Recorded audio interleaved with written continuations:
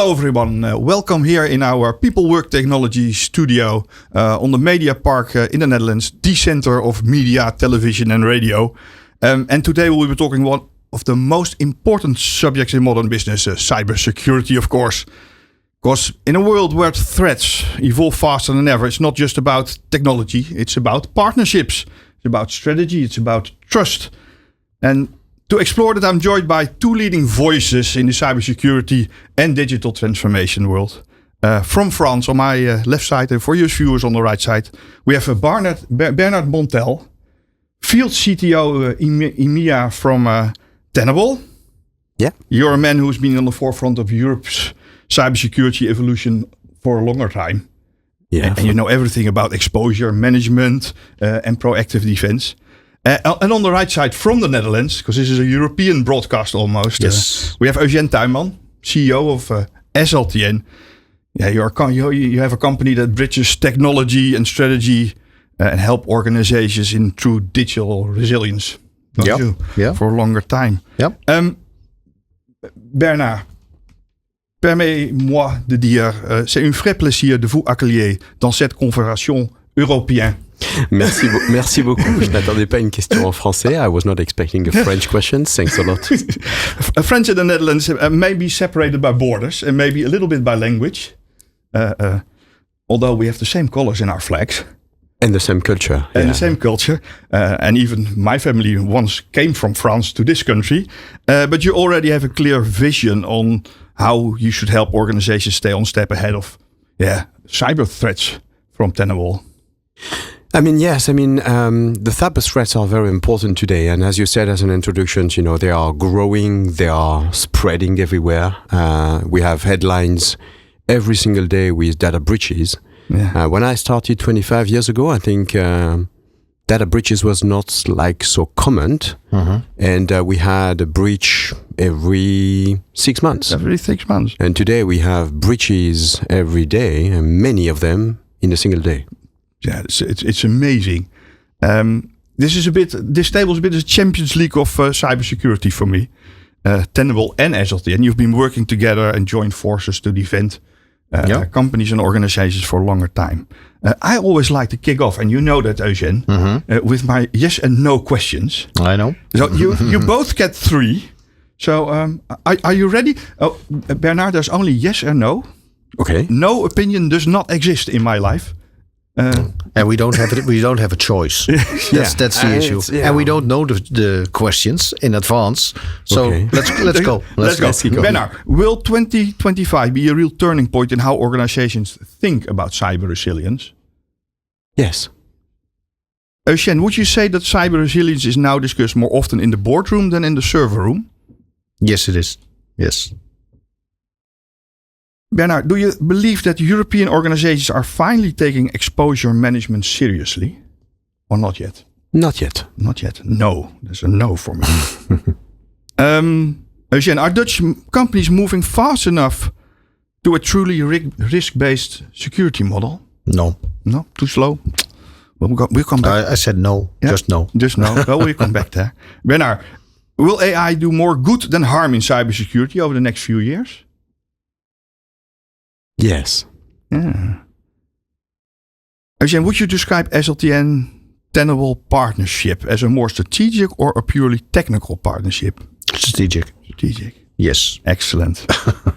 Now we can have a lively discussion on those points, don't you think, Bernard?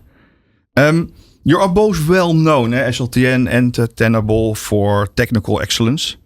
But what truly defines your partnership beyond that technology point? You want to start? Yeah, that's fine. That's fine. Well, of course, everything starts with good products, good and solid products, available and affordable. I think that's the most important thing.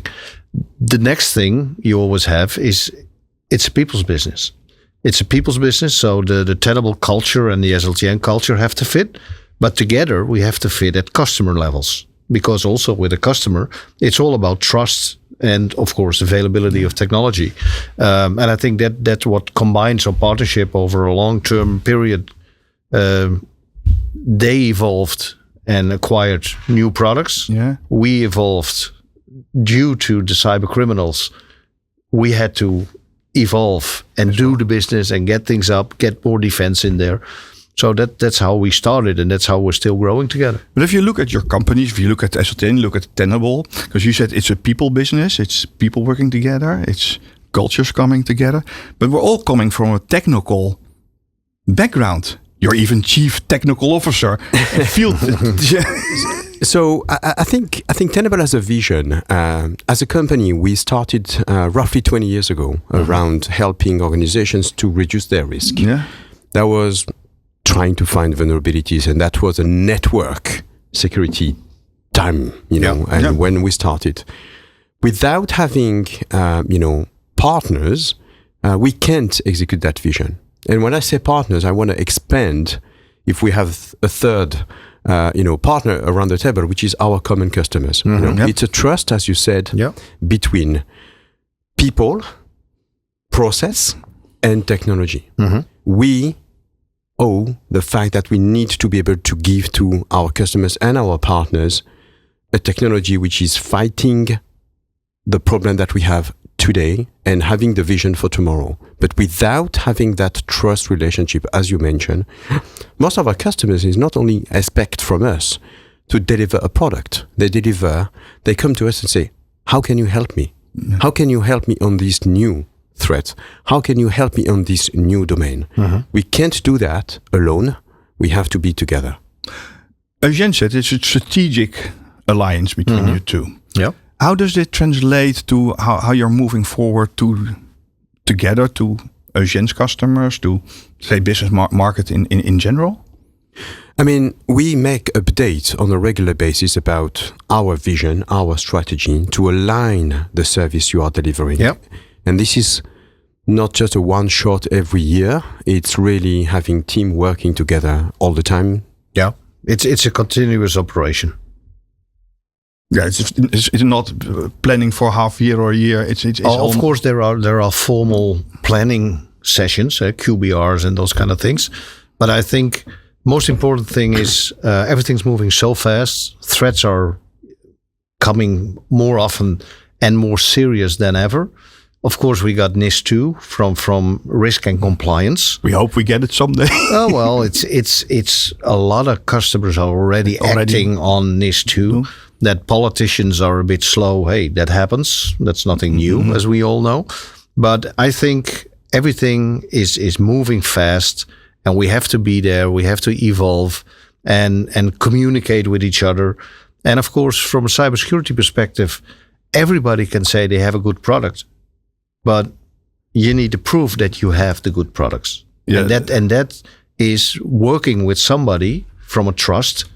And from us to a customer, and we say, hey, you can trust Tenable as a provider of excellent technology, which is affordable too. And the proof is always in the pudding. Yes, it is. This landscape of threats and cybersecurity is really changing. It's evolving. We go from ransomware to identity-based attacks. Cloud vulnerabilities is more and more. How do you both see these shaping the way organizations are thinking about their cybersecurity resilience in 2025 and maybe even beyond to the next few years? Everything is going fast. I was doing a roundtable with a couple of customers a couple of weeks ago, and I asked them, what are your challenges today? We guess they have challenges around, obviously vulnerabilities and exposures. They say to me, everything is going too fast. That is something we need to understand really as partners, as vendors for us and solutions we are offering to the market. That is exactly their challenge today. The way we see exposure threats going ahead is the fact that all of the organizations are moving their business very quickly, and there is a digital transformation attached to it. Yeah, and I'm always thinking about the business pressure and the digital transformation.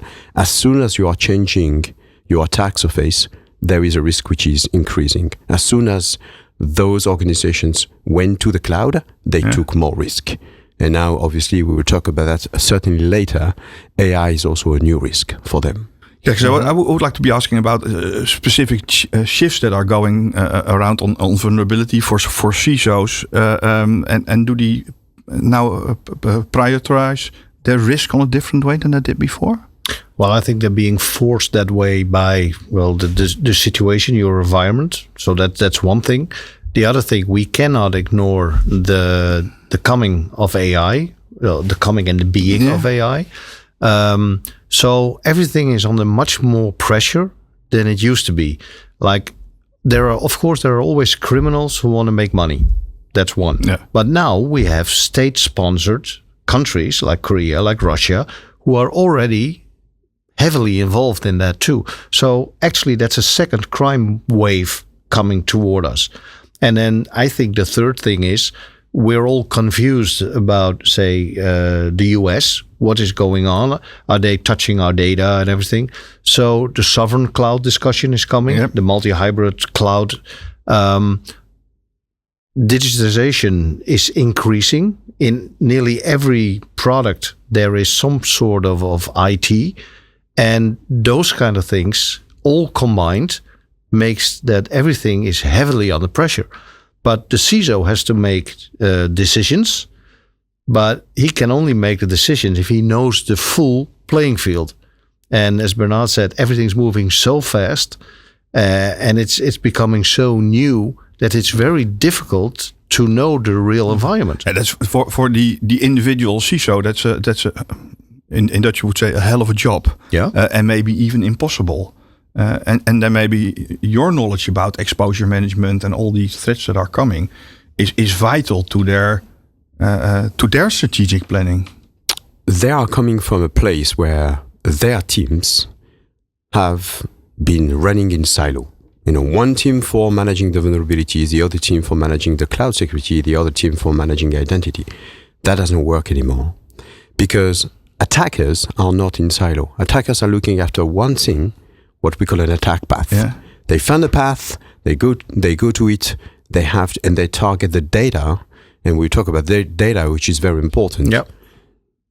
Managing cybersecurity in silo doesn't work anymore. We have to reset our mindset to change it to having a holistic view of exposures.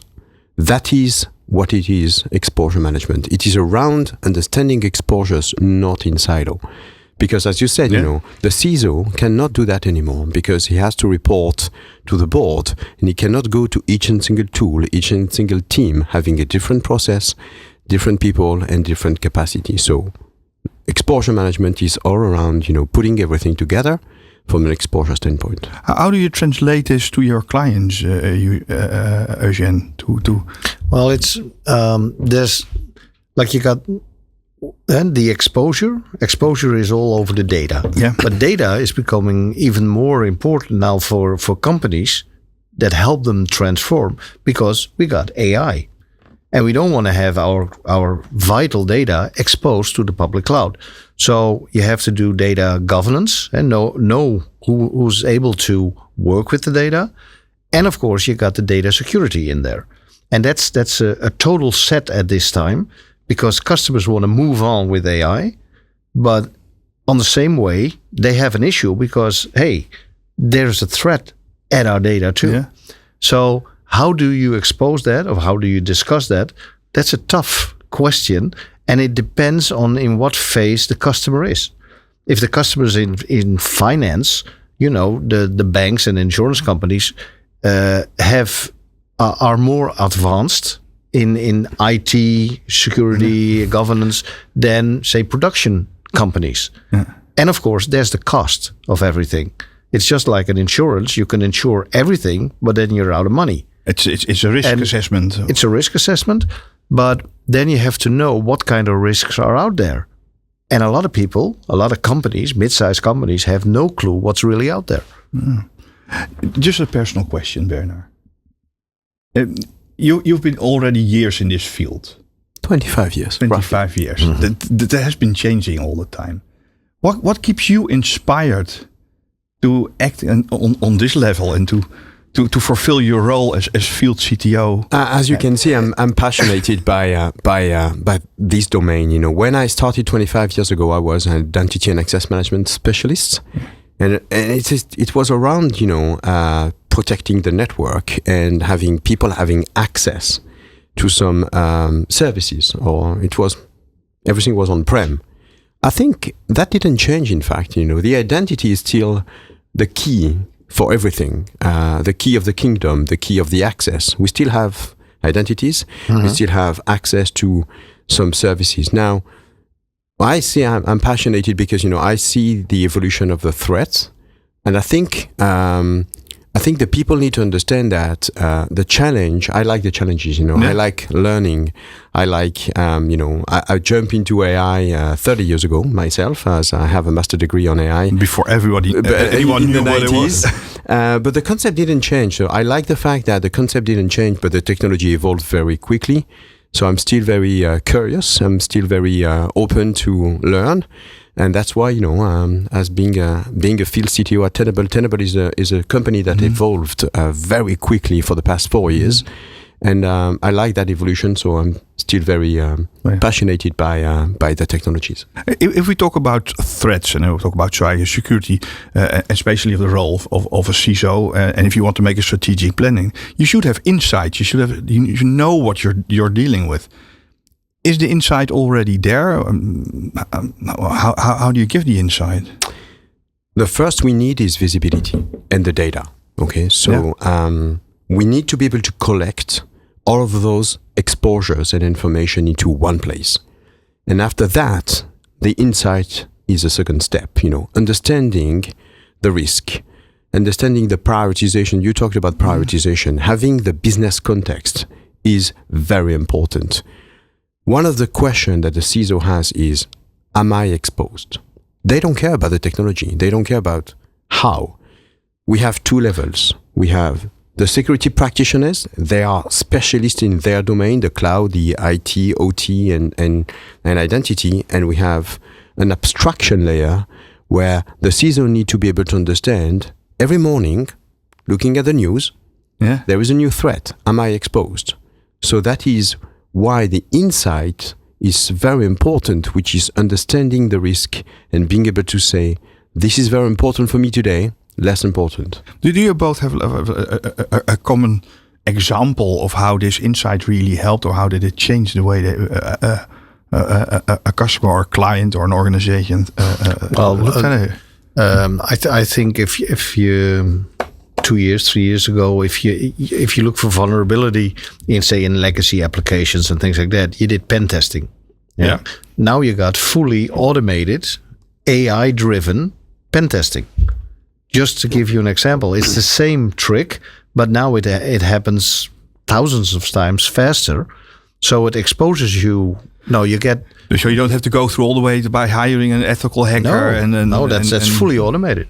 That's fully automated. The good thing is it's fully automated, so we can detect our vulnerabilities faster. The bad thing is the bad guys can also use that. Don't hand them the tools, Bernard. I mean, the thing is very important is that is why we introduced this concept, you know, more than 5 years ago around exposure management. Not everything is important. What is important is what is risky for the organizations, what is impactful from a business standpoint, you know. Will that specific exposure will impact the business or not? And that is a question we need to be able to answer. Yes, AI is start also to be used by attackers. We also have introduced AI technologies, as you just mentioned, for defense. into our systems, because the defender need to be as quick as possible aware if that has an impact or not an impact. Because AI is a double-edged sword. Yeah, it is. It cuts both ways. Yeah, but they also help defenders. You know, we need to be able to help them to go faster taking decisions. What are the biggest challenges? Because then you have to. We're on the good side, aren't we? We try to be. Yeah, we try to be on the good side. But how do we stay on the good side? How do we? Well, we think as one of the biggest challenges we're having, for instance, in a SOC situation, is you get all these alerts, which go really fast because they're AI driven most of the times, but you still have to look, is it a serious threat or is it a false alarm? and that's still a people's business. So the capacity of the people interpreting what kind of alerts are there is really challenging for organizations. In the beginning, you talked about it's a human business. Yes. How do you keep that human business point running and in focus? And because we might go off to the technical part if we don't. But I meant the selecting a vendor, selecting a partnership, selecting the customer's total circle. I think that's much more a people's business thing. From a technical interpretation and say technical defense, I think that's going to be much more a machine thing than a people's thing. The machine is answering to the question, could you help me understand what's happened? Yeah. And then the people take decisions. And we never have to change that. The people at the end are taking decisions. They're also responsible by law. They have ownership. Still, yeah. I don't think that this changes really fast. No, I don't think so. Yeah. But again, it's if we ask OpenAI certain questions, we still interpret it as good or false, or valuable or non-valuable, and I think that's going to stay. But the interpretation of, say, all the logs that are coming in and making a decision, because there's so much transactions, that's going to be tough. I think that's going to be a vulnerability that even if you have everything in place, the human factor assessing if it's a real threat or not is an issue because of the time. Yeah. Bernard, I started with you with a French sentence, and the word Européen was in there. Yeah. So from a European point of view, are we already aligned as European countries, or are there still large differences? So I have the chance to represent Tenable at the EU level. So every year we're meeting the policymakers. Yeah. I'm participating to some roundtables, on behalf of Tenable, obviously. And discussions are there. I think Europe has took the lead worldwide to be able to help organizations in the compliance way. Okay, now they have created the CRA, NIS2. You talked about NIS2, and I had the chance to have exchange as well with the policymakers before the NIS2 has been published. Why NIS2 came out? Because number one, NIS2 is a version 2 of NIS1. Yeah. Okay. That's most why of the people don't just forget that. I was working obviously for 25 years in cyber, so I remember NIS1, so which was really protecting the critical infrastructures. Yeah. Okay. But the threat has evolved. Now they are going to third parties. Why? Because they were not concerned by NIS1. Mm-hmm. So we now have to be able to force them, like the suppliers, having the same requirements than the people they are dealing with, which is the critical infrastructures. So the European Union is really trying to force organizations to increase their level of security. NIS is one part. The CRA, which will come next year, is around vulnerabilities, and we know exactly what it is. Yes, European Union are trying to push everyone together to increase the level of security, but compliance doesn't mean security. When we check the box, it's not enough. We have to have a security approach and not just a compliance approach. It's more ground level. It's a common level. No. Okay. The risk-based approach is more important than just applying a set of measures. Now, because we're now in the Netherlands, or Les Pays-Bas, and Eugène is you have a really Dutch organization, yes, completely focused on Dutch market. Mm-hmm. How do Dutch fit in this? Are we ahead? Are we in the middle? Where are we in the league? I have some opinion on that. I know that each country is different as well. I know the French they didn't transpose already the NIS2 yet, because that need to go through a government. And then I know that in your country you have also 3 or different kind of regions, and each region is having their own autonomy. So it's also the translation of NIS2 could take some time. It's not each country is equal to the translation. No, but also of course the size of the customer depends. And like the large enterprise and the big corporates will have everything in place pretty fast. But I think the majority of the industry and organizations are struggling with this because they don't have the staff, they don't have the tool set. So I think, yes, it is a cultural thing for sure, but it's also like during daily business, do I invest in that or am I going to invest in electric vans because the government wants me to go to electric vans and I can only spend the euro once at a time? Yeah.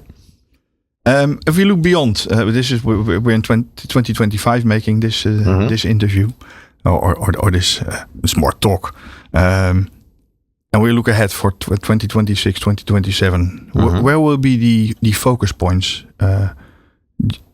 in regards to cybersecurity?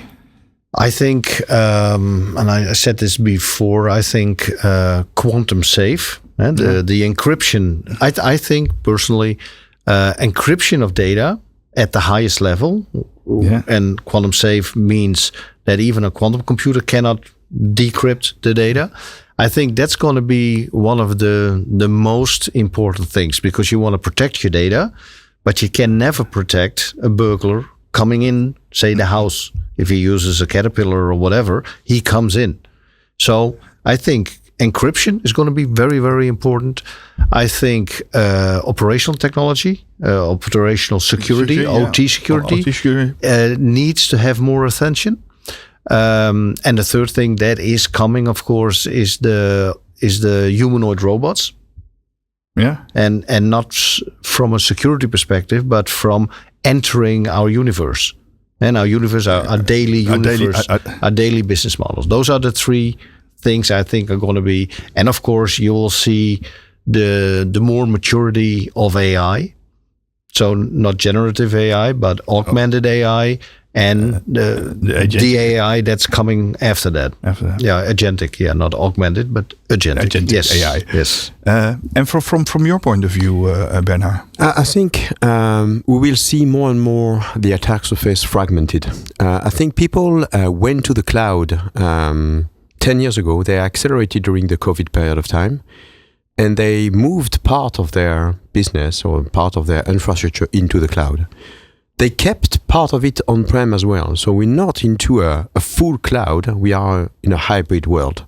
That is, in fact, even giving more complexity. When we move to the cloud, it's 10 times more complex and we keep on-prem infrastructure. When we keep both of them, hybrid, you can imagine how the infrastructure is complex. That is one trend that I can see today. Tomorrow, obviously, AI. I think we are just at the start.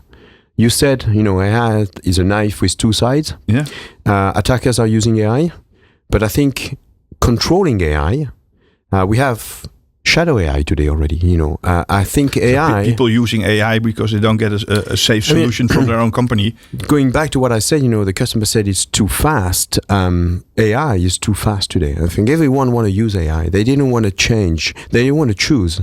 And then all of their employees start to use ChatGPT and Copilot and so on and so on. So they have to be able to handle AI. Most of the organizations, we've done a study at Tenable, 89% of organizations has started an AI project. Yeah. 55 in production. Their own AI project, not using AI tools. So the first part is use of AI. The AI tools, they don't have the choice. They make an upgrade. Suddenly, this new tool is using AI. And build AI. So they use AI and build AI. And this is the challenge the customers and our organizations have is, how can we secure that? Because it's going everywhere. The tools are not controlled. The skills, and that's why we partner, and then we're going back to people. Mm-hmm. We need to have experts on AI. They start to learn right now. They are learning it. In the meantime, companies have already started the AI project. So the security of AI, according to me, will be the next challenge for the next 2 years. I agree with you on PQC, post-quantum cryptography. Yeah. We need to start now, identify, and with Tenable scanners, we can easily just identify which asset has a low level of encryption because we have to change it now. But AI for me will be the next threat.